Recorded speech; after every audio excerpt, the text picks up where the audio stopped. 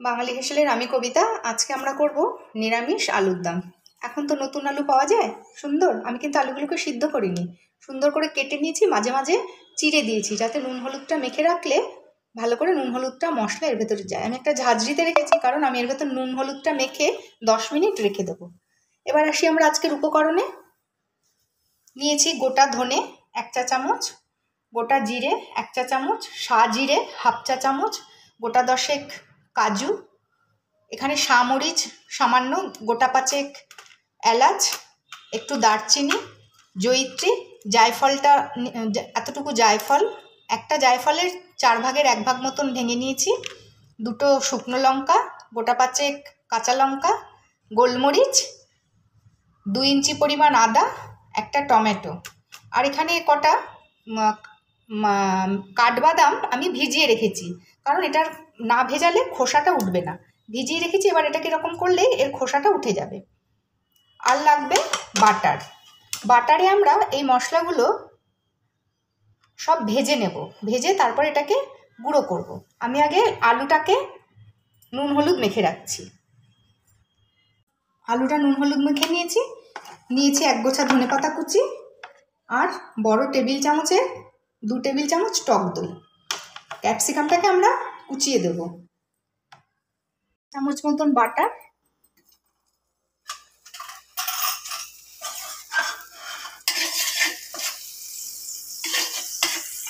মশলা আমি দিয়ে দিচ্ছি।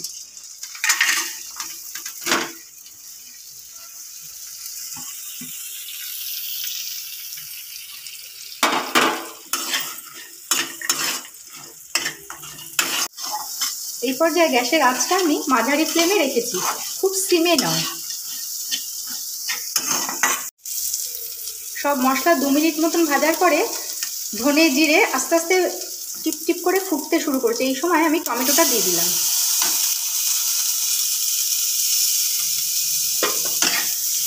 টমেটোটা দিয়ে আরও কিছুক্ষণ ভাজবো। টমেটো দেওয়ার পরেও মিনিট 2 ভেজেছি, সুন্দর একটা স্মেল বেরোবে। এবার আমি গ্যাসটা অফ করে এটা মিক্সির জারে নিয়ে নেব। সব ভাজা মশলা আমি মিক্সির জারে নিচ্ছি, এটা একটু ঠান্ডা হলে তারপরে বেটে নেব। দিচ্ছি অল্প তেল, এর সাথে আমি দেব অল্প বাটার। যাদের বাটার খেতে অসুবিধা তারা মার্জারিন দিতে পারেন, আর শুধু সাদা তেলেও করতে পারেন। নামানোর সময় একদম শেষে অল্প একটুখানি বাটার দেবেন। বাটার দিলেই এই খাবারটা খেতে বেশি ভালো লাগে, একটা সুন্দর বাটারের গন্ধ ছাড়ে, তাই খেতে বেশি ভালো লাগে।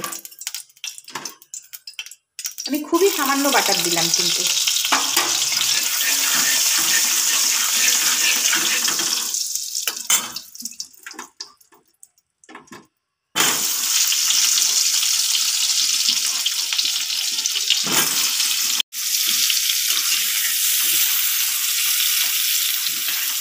মাঝারি আছে ঢাকা দিয়ে দিয়ে আলুটাকে ভালো করে ভেজে নেব।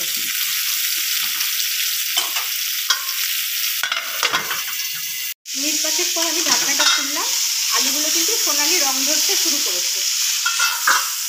এখন আমি এর সাথে ক্যাপসিকামটা দিয়ে দিচ্ছি।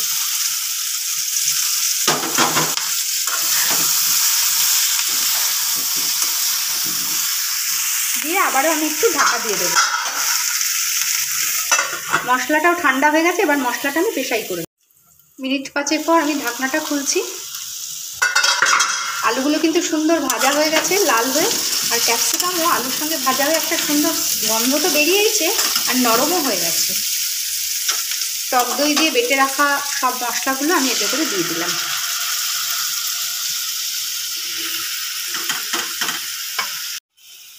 এক চা চামচ আর হাফ দিলাম।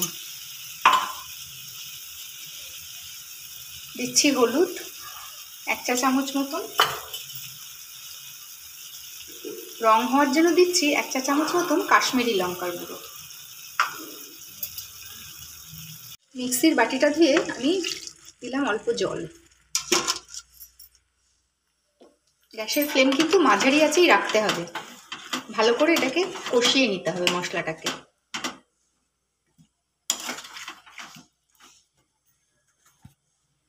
যেহেতু জিনিসটা আলুর দম, খুব বেশি আর কি ঝোল হবে না, তো আমি আলুটাকে যত কম জল দেব তত ভালো সিদ্ধ হবে। আমি এই অবস্থায় কিন্তু কষানোর জন্য একটু ঢাকা দিয়ে দিচ্ছি। মশলাটাও কষে যাবে, আলুটাও একটু সিদ্ধ হয়ে যাবে। মিনিট 5 পর আমি ঢাকনাটা খুলছি।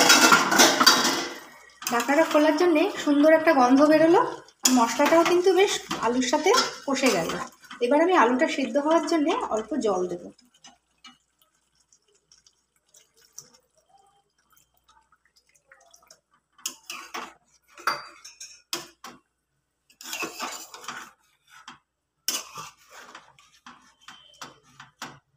যেহেতু আমি খুব কম তেলে রান্না করছি, তার জন্য কিন্তু তেলটা একদম ওপরে ভাসবে না, অথচ কিন্তু খুব সুস্বাদু খেতে হবে জিনিসটা। আমি এবার ঢাকা দিয়ে দেবো আলুটা সিদ্ধ হওয়া পর্যন্ত। 10 মিনিট পর আমরা ঢাকাটা খুলে দেখছি। আলু কিন্তু অনেক বেশিরভাগটাই সিদ্ধ হয়ে গেছে। এবার আমরা এখানে একটু চিনি দেব স্বাদের জন্য। আমি 1 চা চামচ চিনি দিয়ে দিলাম।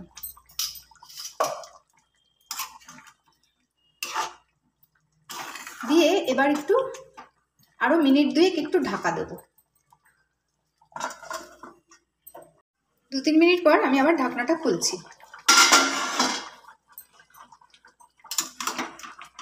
চিনিটাও গলে গিয়ে ভালো করে মিশে গেছে, আলুটা কিন্তু ভালো সিদ্ধ হয়েছে। আমি এখান থেকে ছোট ছোট দুটো আলু তুলে নিয়ে ম্যাশড করে এই গ্রেভিটাতে দেব। আমি দুটো আলু ভালো করে ম্যাশড করে নিয়েছি। এবার এটাকে গ্রেভির মধ্যে ভালো করে মিশিয়ে দেবো, তাহলে গ্রেভিটা খুব সুন্দর ঘন হয়ে যাবে।